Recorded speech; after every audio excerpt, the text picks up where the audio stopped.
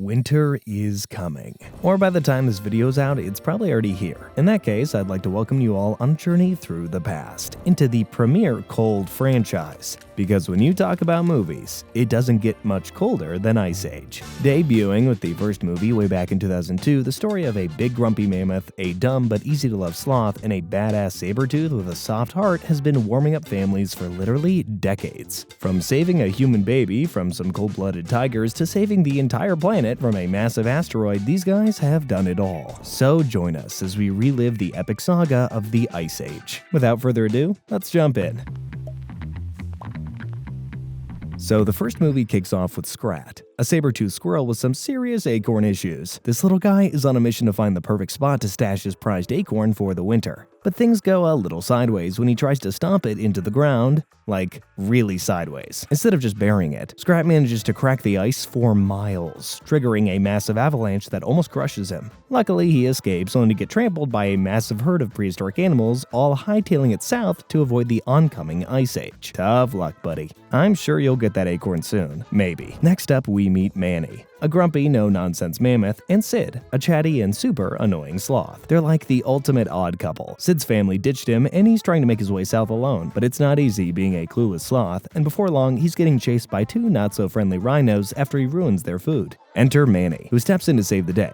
Sort of. He drives off the rhinos, but wants nothing to do with Sid, who decides to stick around him anyway. He's like that one guy at a party who just won't leave you alone, no matter how many hints you drop. Meanwhile, there's a tribe of humans camping out near a waterfall. Their leader, Runar, his wife, Nadia, and their baby son, Rashawn, are preparing for their own migration when a saber-toothed tiger pack shows up, led by the menacing Soto. He's got a score to settle with the humans and wants to snatch Rashawn as revenge for losing half his pack. Diego, Soto's second-in-command, is sent to do the dirty work, but Nadia manages to escape with Rashawn leaping over a waterfall. Diego returns empty-pawed, and Soto is not happy. He gives Diego one last chance to retrieve the baby at half-peak, or it's game over for him. Back to our mismatched duo, Manny and Sid stumble across a wounded Nadia and Rashawn on a riverbank. Nadia is too weak to go on, and hands over the baby before disappearing into the mist. Manny's all set to leave, but Sid, being the annoying do-gooder that he is, insists on returning the baby to its family. Just as they're about to head out, Diego shows up claiming he'll help get the baby back. Manny and Sid don't buy it, but he agrees to let Diego tag along.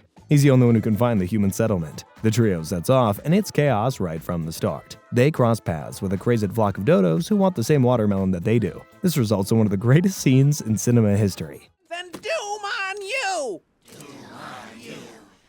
Sid running through a flock of birds like he's prime Marshawn Lynch, all to get the baby some food. Later, Diego sneaks off to meet with his packmates who are eager to get their paws on the baby. Diego promises he'll deliver both the kid and Manny. The next day, Sid takes the baby to a mud pit, runs into some other sloths, and makes a complete fool of himself. Classic Sid. As they continue their journey, the gang hits a few bumps, like changing landscapes, blizzards, lava pits, and even Scrat, who tries to warn them about Diego and the saber-toothed tigers. Eventually, they catch up to the humans, but Diego tricks them into going through a cave. Turns out that the cave is filled with all sorts of crazy things. Frozen piranhas, dinosaurs, and even a UFO. After a super intense scene of sliding through the cave trying to save the baby, the trio finds paintings that reveal Manny's tragic backstory. His family was hunted down by humans, leaving him scarred and bitter. The baby, oblivious to all this drama, reaches out to comfort Manny. It's a touching moment, and you can see Manny slowly warming up to the idea of having a family again, even if it's just this crazy trio. This moment has a big effect on Diego too, who has a change of heart. After escaping an underground volcano, which is basically just a regular day's work at this point, Manny saves Diego's life. After the three of them watch the baby take its first steps, Diego comes clean about Soto's ambush plans. Manny is pissed, understandably, but Diego offers to help them escape. The showdown happens at half-peak, and it's intense. After Sid invents skiing and snowboarding, Diego gets taken down while trying to protect Manny, and it looks like he's a goner. But Manny defeats Soto, sending him straight into an icy, pointy end. With Diego barely clinging to life, Manny and Sid decide to carry on and return Rashawn to his family. The humans are about to attack them at first, but then they realize Manny means no harm. They return the baby and say goodbye in a scene that just shirks all your heartstrings. Runar thanks him by gifting him a necklace, and the humans leave with Rashawn. But surprise, Diego is still alive, so the three of them decide to stick together as the weirdest herd ever, and head south just like everybody else. That right there is beautiful. Fast forward 20,000 years and Scrat is back. This time he's frozen in a block of ice that eventually washes ashore on a tropical island. The acorn's gone, but Scrat is still hungry. He finds a coconut, tries to bury it, only to set off a volcanic eruption. Because of course he does. And with that, the film wraps up just as it started, with Scrat doing something stupid. The second movie starts with Scrat doing something stupid again. Yep, he's back at it, obsessed with his acorn like it's the last snack on Earth. This time, Scrat's just trying to lodge his nut into a giant wall of ice. Seems harmless enough, right? Well, no. Nothing this idiot does is safe at all. The second he yanks it out, he unleashes a tidal wave of meltwater that sends him spiraling down an icy water slide. Along for the ride is a young platybelodon, who carries Scrat straight into Glacier Water Park, the prehistoric version of a lazy river meets splash pad. Turns out the melting ice has turned the valley into one giant pool party, and all the animals are living it up. Huge water slides and sloths cannonballing into melting glacial pools. Manny, Sid, and Diego are chilling there too, each doing their own thing. Sid, as usual, is trying too hard to be respected. He's starting a day camp for the young animals, but shocker, none of them really take him seriously. After a few failed attempts at being the cool camp counselor, Sid wanders off, hoping to earn some respect elsewhere. Spoiler alert, he fails again. Meanwhile, Manny and Diego stumble upon Fast Tony, a slick-talking armadillo con artist. Tony's out here peddling reeds like they're life rafts, claiming that the world's about to flood. Manny shuts him down, saying, "Relax, the world's not gonna flood." But then an aardvark reminds everybody that mammoths are basically extinct, taking a cheap shot at Manny's endangered species status. That's when Sid decides to take things up a notch by standing atop the park's biggest water slide, the Eviscerator, threatening to jump just to get some attention. Manny and Diego rush to stop him, and they find out Fast Tony's not just spewing lies. Behind the ice walls is a massive body of meltwater. Uh-oh. Chaos ensues as the gang races back to warn the others. They tumble down the Eviscerator and slam right into Fast Tony, who looks more smug than scared, now that he's been proven right. As if on cue, a creepy vulture named the Lone Gunslinger shows up, croaking about how the entire valley's gonna flood in 3 days. But don't worry, he's got some helpful advice. There's a boat at the end of the valley that'll save them, if they can make it there in time. Of course, the vulture also mentions that he plans to snack on all the dead animals who don't make it. How reassuring. Right as he flies off, a giant chunk of ice breaks away from the glacier, nearly crushing the animals. Manny takes charge, rallying everybody to move out before they all end up fish food. Oh, and there's some seriously creepy things frozen in the ice that they're about to set loose. As they're migrating, Manny's still sulking about possibly being the last mammoth alive. Sid, in his usual tactless way, keeps rubbing it in, singing stupid songs about how Manny's probably gonna go extinct. Stop, hey, what's that sound? All the mammoths are in the ground. Singing, Sid. Then comes Ellie. Manny's mood does a 180 when he meets Ellie, another mammoth. He's thrilled, finally he's not alone. But there's one tiny hiccup. Ellie thinks that she's a possum. Yep. She's grown up with her adopted brothers, Crash and Eddie, who prank Sid and Diego, and she genuinely believes that she's just a large, fluffy marsupial. Manny's face when she tells him? Priceless. Sid, in his infinite wisdom, invites Ellie and her crazy brothers to join them. Diego's on board too. He figures this could be Manny's chance to save his species. Manny, on the other hand, is less thrilled. It's not hard to see why. Ellie actually acts like a possum, which is hilarious. She even plays dead when a hawk flies over them. After a few embarrassing attempts to convince Ellie she's actually a mammoth, he completely gives up. Oh, by the way, remember those creepy things I said were about to be set free? Yeah, they're free. And they're coming after the gang. A super intense chase scene follows, where every single one of them nearly gets eaten. They manage to fend the bad guys off for now, but it's clear they're not giving up that easy. Oh, and Sid figures out why Diego seems so scared of water. It's because he can't swim. Now on, land safe. Water, not safe. Diego and Sid try to convince Manny that he shouldn't give up on Ellie, and he chucks Sid through the air for it. That was harsh. Just then, Manny and Ellie stumble into a willow grove where Ellie suddenly remembers being a mammoth calf and getting adopted by a family of opossums. It's a touching moment, but then Manny absolutely wrecks it by suggesting that she should save their species, which has to be the worst pickup line I've ever heard. Ellie, do you realize that now we have a chance to save our species? Really? Ellie's not having it, and she storms off. Nice one, Manny. Meanwhile, Sid is trying to teach Diego to overcome his fear of swimming, but Diego is in straight denial about being afraid. As he puts it, fear is for prey, and he's an apex predator. Even though Sid is just trying to help him, Diego brushes him off and leaves. Anyway, after the whole mammoth flirting debacle, Ellie and her bros are super mad at Manny. They decide that they should start traveling at night. That idea turns out to be pretty bad, as the lack of visibility puts them in serious danger. Thankfully, Diego manages to direct them all into saving each other's butts, and even manages to get Ellie and Manny to make up. That's great leadership. Diego should run for office. Meanwhile, Sid gets kidnapped by a tribe of mini sloths who think that he's a fire god and plan to sacrifice him. For a second, Sid is thrilled. They respect him finally. He has a big dance with them, and he thinks he's finally found people who actually like him. Until he realizes they want to throw him into a volcano. He manages to escape through sheer dumb luck, babbling about the whole thing, but no one actually believes him. You know, typical Sid stuff. The crew wakes up, only to find that the water has made its way to them. They're running out of time. The vultures on the way sing a song about eating them after they get drowned, which is reassuring. They finally reach the boat, only to find that there's a field of hot geysers between them and safety. Manny wants to go straight through, but Ellie wants to go around. The group splits up, with Manny leading one group and Ellie the other. As you can imagine, Manny gets his marbles absolutely rocked trying to go through the geyser field, but the three of them manage to get through with their lives. But when they make it to the boat, Manny starts freaking out when Ellie doesn't show up. Turns out a landslide trapped her in a boulder cave, so Crash and Eddie head out to get Manny to help them, and Sid and Diego follow suit. Just as the floodwaters start pouring in, Manny dives in to try and save Ellie. Meanwhile, Sid dives in to save Crash and Eddie, but falls on a block of ice and passes out, leaving Diego to face his fears of the water. He jumps in to save his friends, and he actually does. Good on you, Diego, overcoming your fear. Meanwhile, Manny's still trying to save Ellie, and gets pulled down by the creepies in the process. He's getting his butt kicked at first, but with some quick thinking, he takes down the monsters and rescues Ellie. Everyone's alive, but the floodwaters keep rising, and the crew huddles together, bracing for the worst. Then, out of nowhere, Scrat saves the day? I thought he was supposed to make things worse. While trying to jam his acorn at the top of the glacier, he causes a massive crack that diverts the floodwater. The valley is actually saved. Scrat, however, gets washed away in the wave, presumably on his way to squirrel heaven. Meanwhile, the mini sloths try to get Sid to rule over them, but Diego says his herd needs him more, giving Sid the respect that he's been looking for. Suddenly, the ground starts shaking. Everyone looks over and see a herd of mammoths. Ellie decides to go with them, and the film ends with Manny finally confessing his feelings to Ellie. She's touched, and the two decide to stay together as a herd with the rest of them. Meanwhile, Scrat has a near-death experience, goes to Acorn Heaven, and just when he's about to start enjoying it there, Sid brings him back to life. Furious, Scrat starts kicking his butt as the credits roll. The third movie kicks off with, you guessed it, Scrat, who's looking for his trusty acorn. He finds it, but he also finds something else, a female squirrel, who's so attractive to him that he almost passes out, until he sees that she has his acorn. He tussles with her for the acorn and accidentally chucks her off the side of the mountain. He immediately panics and jumps off after her, trying to save her, but she double-crosses him, leaving him to plummet down and make a Scrat-shaped hole in the ground. Realistically, he should not have survived that. Back with the gang, and they're living their best lives 1 year after the last movie. Manny and Ellie are gearing up to welcome their first baby, and Manny has officially entered new dad mode, which means he's just very stressed. Like at one point, he thinks she's giving birth and just absolutely loses his mind, almost trampling over poor Scrat and hurting everybody involved. This was the third false alarm this week. While Manny is losing his cool over baby stuff, Diego's having a bit of a midlife crisis. He's out there chasing the antelope, but it ends up giving him the slip,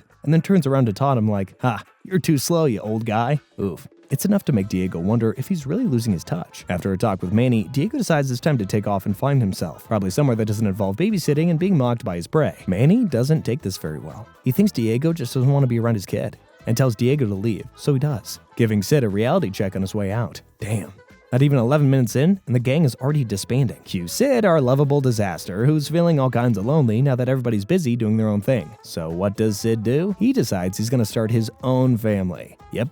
You read that right. Wandering off, Sid stumbles upon 3 mysterious eggs in an icy cave, and with zero hesitation, he's like, yeah, those are mine now. Naturally, Manny tells him to put the mysterious eggs that are the size of Sid himself back. But this is Sid we're talking about. He's not gonna do that. The next morning, those eggs crack open, and out pop 3 baby T-Rexes. Any sane person would run, but Sid's too far gone into dad mode, and it's too late. Those baby dinos are now attached to him like he's their mama, and they copy everything he does. So Sid decides to take his babies to the playground that Manny built specifically for his soon-to-be kid. Everyone else sees this and immediately rushes to the playground, wrecking the entire thing. Manny is furious with Sid and says he needs to take those things back to where he found them, which Sid just isn't ready to do. And this is where things get interesting. And by interesting, I mean terrifying. Mama T-Rex shows up, not amused that her babies have gone missing, and scoops up both Sid and her kids, dragging them down into an underground world. Diego sees this dino parade and is like, no. This is bad. So Manny, Ellie, Crash, and Eddie race after them. They follow the dino into a cavern that leads to a hidden jungle world that looks like it was lifted straight out of Jurassic Park. Turns out, not only are dinosaurs still alive, they're actually thriving down in this lost world. The gang is immediately confronted by all sorts of danger,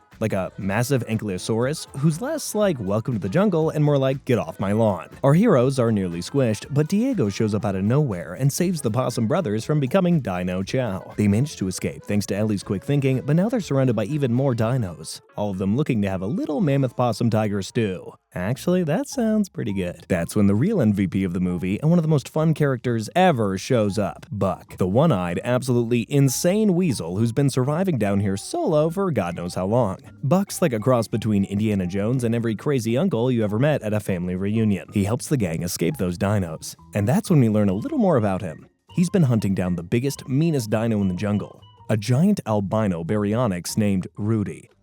I call him Rudy.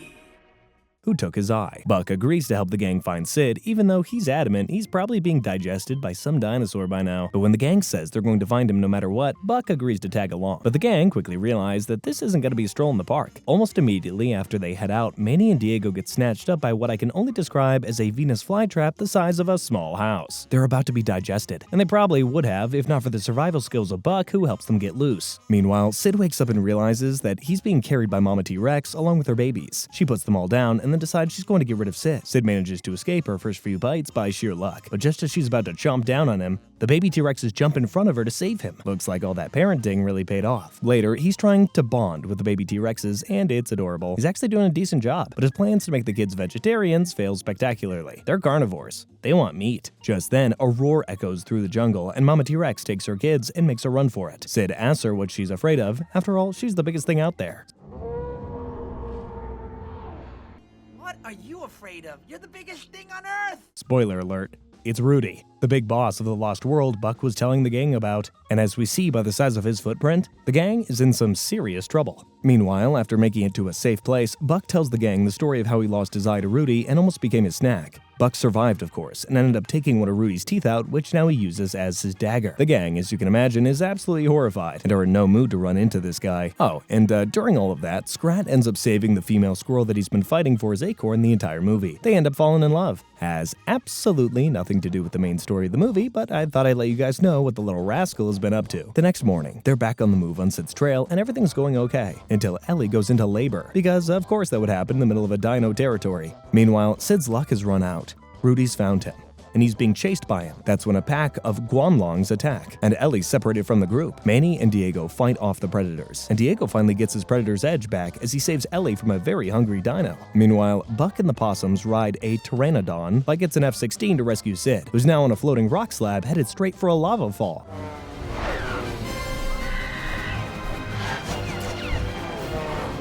Just as Sid's about to take the plunge over lava falls, Buck swoops in with the possums, and they save him in the nick of time. Back at the cliff, Diego and Manny finally fight off all the dinos, and Ellie gives birth to a healthy baby girl. Manny is overwhelmed with emotions, deciding to name her Peaches, the code word they come up with for Ellie's labor. It's a sweet moment amidst all the chaos, and it even makes Diego shed a tear. I saw that, tough guy. No, that last dino caught my eye with a claw. That's when Buck flies in with Crash, Eddie, and Sid, and the gang is finally reunited. So they set out to head back home. But things aren't going to end that smoothly because there's this big bad dino named Rudy, and he's not done. The massive dino bursts into the scene like the final boss of a Souls game. Buck's like, nah, don't worry, I got this. The weasel leads Rudy away. But when Rudy's about to chow down on him, Manny, Diego, and Sid jump in to help. After a crazy fight that involves tying Rudy up with vines and some sneaky distractions, Rudy goes down.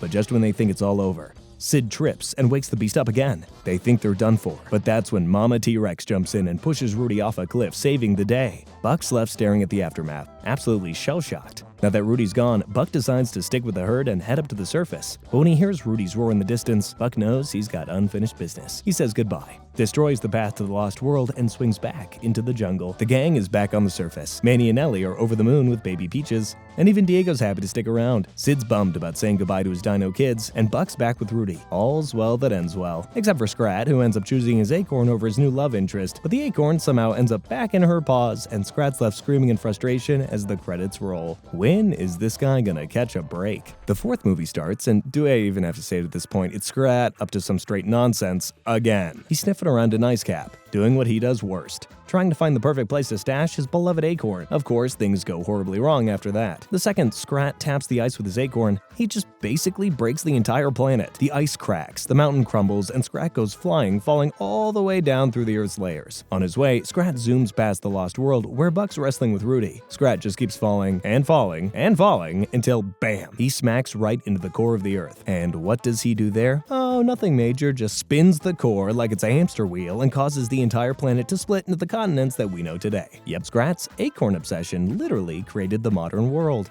He messes up so badly, he even turns Africa into a giraffe neck stretching machine, makes Mount Rushmore and even the Sphinx. So all in all, pretty average day for Scrat. When he finally gets thrown back out into the atmosphere, Scrat thinks he's got it under control, only to end up splatting into a chunk of ice. As usual, his acorn slips away and he's left screaming at the heavens. Alright, enough of this nonsense. once, though, let's catch up with the main crew. Life is peaceful. Well, sort of. Manny's freaking out about his daughter Peaches, who's now a teenager with a major crush on a hunky mammoth named Ethan. Manny's typical overprotective dad behavior goes into overdrive when he finds Peaches is going to hang out with Ethan after he explicitly told her not to. So they have the classic teenage daughter versus embarrassing dad argument, and he takes Peaches home. Oh, and the mole badger is Peaches' best friend Louis. We like Louis. Meanwhile, Diego is just minding his own business when he gets run over by a log full of sloths. As it turns out, those crazy sloths are Sid's family, the same ones who abandoned him at the start of the first movie. That same family is supposedly here because they've been missing Sid. As you can probably guess, that's absolutely not the reason that they're there. The only reason they're here is to ditch their grandma, who's clearly lost more than a few screws. Has anyone seen Precious? It's her feeding time. Mom, Granny's talking about her dead pet again. As soon as Sid and his grandma are out of earshot, the sloths get back on their log and ditch them. Man, Sid really has it rough. While Sid is dealing with the drama of realizing his family has ditched him again, Peaches is off to meet Ethan, even though Louis is telling her it's a bad idea. It's here that we can very clearly see Louis has a huge crush on Peaches, but she's as blind as a bat to that fact. Anyway, she ends up embarrassing herself trying to impress Ethan, and that's when Manny shows up to publicly ground her in front of all the other cool mammoths. Peaches gets super mad and storms off, saying she wishes Manny wasn't her father. Oof, that's gotta hurt. Oh.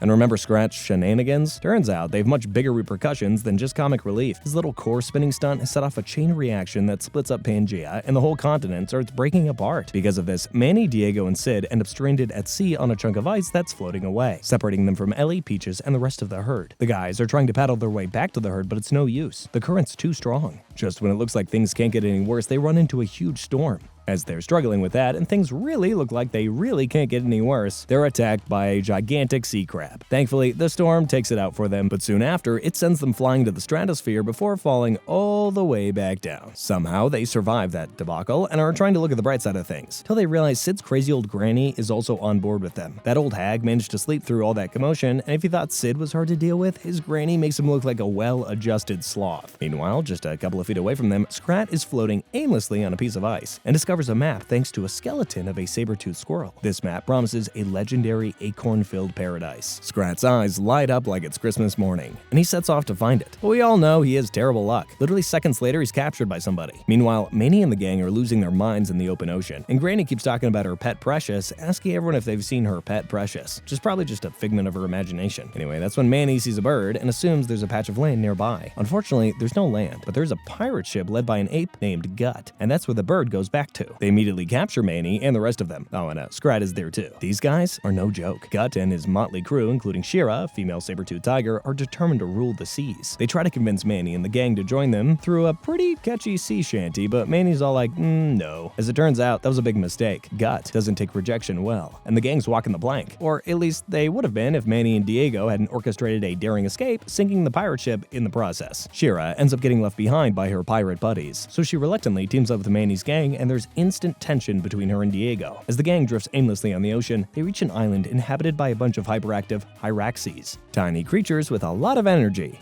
and no survival instincts. The pirates are also on the island building a new ship, which means Manny and the gang need to come up with a plan. With help from the Hyraxes and Shira, who finally realize Gut's a total jerk, they execute the plan to steal the ship and set sail. Even though Sid totally messes up, they successfully steal it, though Shira has to sacrifice herself to help them escape. Of course, Gut's not about to let them get away that easily. He cobbles together a new ice ship named Sweet Revenge and gives chase, determined to destroy Manny and everything he loves. Back on the other side of the broken continent, Peaches realizes that her crush Ethan and his clique of Brat Pack mammoths are actually kinda jerks. They laugh off the danger, and when they diss Peaches' friendship with Louis, she decides she had enough and reunites with her bestie. Back at sea, Diego is restless, and Manny and Sid are teasing him because they know he's worried about Shira. Our badass Saber is absolutely in love. It's clear. He denies the allegations. Saber, tooth, and nail. Tooth and nail. He's a saber-toothed tiger. But that's when the gang realizes they have another problem to deal with. Sirens. Yep, the creepy, shape-shifting sea creatures that lure sailors in by transforming into their loved ones, they're real. Manny almost falls for it, but he snaps out of it when Siren Ellie says he's always right, something the real Ellie would never say. Meanwhile, Scrat, the poor guy, gets tricked by a siren that transforms into an acorn. He goes in for the hug, only to realize it's a trap and barely escapes with his life. The gang finally makes it home, only to find that Gut and his crew have beaten them there and captured Ellie and Peaches. What are the odds? We were just talking about you. Manny's ready to surrender to save his family, but Gut's not interested in playing nice. That's when Louis steps up to save Peaches. Stop! and actually manages to get the upper hand on Gut. That's when it happens. Turns out Granny's imaginary pet is real, and it's a giant sperm whale named Precious who shows up at just the right moment to help take down Gut's crew. Peaches shows she's got some serious skills, saving Ellie from Gut. And in the final battle, Manny and Gut face off, and Manny, with a little help from his friends, manages to send Gut flying into the clutches of a siren disguised as a female monkey. Yeah, Gut is cooked. That's me. With Gut gone, the animals find a new home, and everything seems right in the world again. Manny and Peaches reconcile, Sid gets some recognition for not being a complete screw-up, and Diego and Shira officially become a couple. All's well that ends well, right? Well, not for Scrat. He finally reaches the place on the map, Scratlantis, a floating paradise filled with acorns beyond his wildest dreams. But of course, his greed gets the better of him. He grabs too many, and when he tries to yank out a giant acorn, it triggers a catastrophic chain reaction that sinks the entire city. Scrat ends up stranded in the middle of the desert, having to deal with the consequences of his greed, which is a pretty dark message for a kid's movie, but I kind of feel like Scrat deserves it. The fifth movie begins with narration from Neil deGrasse Tyson. A chance series of events? Or something much, much dumber? And then...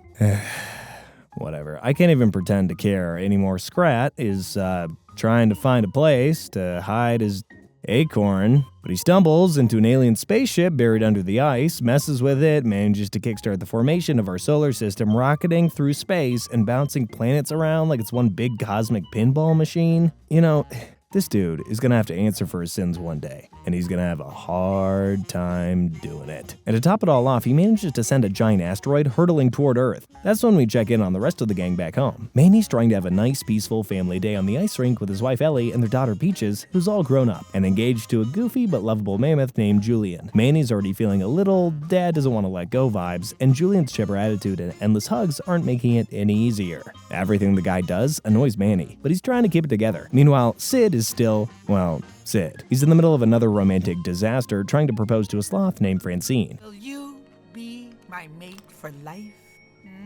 He's got everything set up. Romantic location, a mariachi band, and even a plan for their entire future, which includes 8 kids and matching burial plots. Just one problem, they've only been on one date. It lasted 14 minutes. Francine dumps him, and Sid is left wondering what he did wrong. He's got no clue, but we have a list, and Poison Ivy bikinis are at the top. Back to Manny, he's completely thrown off when Ellie and all their friends surprise him with an anniversary party that he totally forgot about. Just when he's about to be in serious trouble, Scrat's meteor shenanigans cause a fireworks show, and he plays it off as if he arranged it. Ooh, that was close. But during the celebration, Julian accidentally spills the beans about him and Peaches planning to move far away after they get married. Manny hates this idea and immediately starts arguing with them, but before he can lose his cool, a giant meteor crashes down, sending everyone into a frenzy. The gang takes cover in a cave as the meteor shower turns everything around them into a disaster zone. The gang comes out of the cave only to see the whole place has been wrecked. And just when things couldn't get any crazier, Buck, the badass weasel from the third movie, pops out of nowhere, literally crawling out of the ground like a maniac.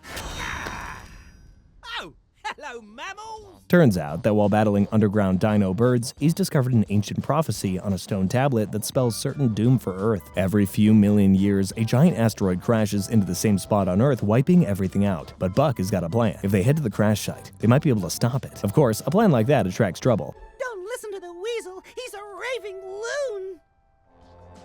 And a trio of dino birds that hate Buck, Gavin, Gertie, and Roger, overhear everything. They decide they don't want Buck and his friends messing with things. This is definitely not going to have a huge effect on the plot of the movie, obviously. Along the way, Buck discovers that the fragments of the meteor are magnetic, and he cooks up a plan in his brain featuring a cameo from Neil deGrasse Tyson, Neil DeBuck Weasel. Very clever. The plan is simple. Get to the crash site, launch a bunch of meteors into space to counteract the meteor's gravity, and save the planet. They're attacked by the dino birds, and on the way there, Buck quickly handles the situation. But those birds won't give up that easy. Meanwhile, Scrat's stupid spaceship hijinks keep messing up their progress. He's pulling the moon around, causing tsunamis, and even triggering electric storms. The dino birds try attacking them again, but Crash and Eddie's stupidity electrocutes them right out of the sky. But the birds are the least of their problem, because they have to deal with the electrical storm first. It's causing them to have all sorts of problems, until Diego comes up with a way to save them all using Crash and Eddie as electromagnets. But just when everything seems fine, Buck jumps back into the forest to save a pumpkin. just regular Buck stuff. Buck says they should camp for the night, since they have time before the meteor strikes. Manny and Ellie take the time to try and convince Julian and Peaches to not move away. Manny tries teaching Julian ice hockey, while Ellie tries to scare Peaches with the horrors of parenting unprepared. But Peaches handles all her challenges like a boss, and Manny ends up getting mad at Julian and chucking a hockey puck at his face. Ugh, this makes Peaches super mad, who says she's getting married and moving away no matter what her parents think about it. Great parenting, guys. Really, really good. Later, while everybody's asleep, one of the dino birds sneaks in to kidnap Buck, but ends up kidnapping Granny instead. She turns out to be an even more formidable foe than Buck, and gives the dino birds hell.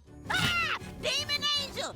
Yeah! Even after one of them eats her, they end up knocking her out and tossing her away, which is no way to treat the elderly in my humble opinion. Granny ends up surviving, and the next day, the entire herd wakes up panicked looking for her. They see the crash site, with the last asteroid that struck the Earth still there, and think that they've lost Granny. Until they hear her voice and immediately run after her. They find Granny screaming because she's getting a massage from a rabbit. When the gang follows those two weirdos, they discover Geotopia, a hidden city inside of the asteroid. It's filled with beautiful glowing crystals and a bunch of eternally young animals living their best lives. Enter Brooke, a super cute sloth who immediately falls head over heels for Sid. How? He literally scratches his butt and smells it in front of her. Ugh. Sid, obviously desperate for some love, is all for it. Buck tells them about the incoming asteroid. New topic, we're all about to die. But the ruler of the Crystal Paradise, the Shangri-Lama, who's obsessed with yoga, refuses to help with Buck's plan, because the crystals are what keep everybody young and healthy. But when Sid accidentally breaks the wall of crystals trying to impress Brooke, it causes everyone to start aging very rapidly. Still, Brooke rallies everyone to help save the world, because who cares about a few wrinkles when an asteroid is about to wipe you out? Now everybody is working together to put the magnetic crystals into a volcano to launch them into space. Please don't question the science. Buck tells everybody they're 6 minutes ahead of schedule, and everything is going very smoothly, until Scrat smacks the rocket ship into the asteroid, and now they're behind schedule. I am so done with that animal. Anyway, everyone starts working double time, but just then the dino birds swoop in and ruin everything. But Gavin, who thought he and his family could just fly away and avoid the impact, finally realized his son Roger is right. They all need to work together to survive. Buck's able to convince the dino birds to help, and they all manage to push the massive crystal into the volcano, sending a powerful magnetic field up to the sky. Wouldn't you know it?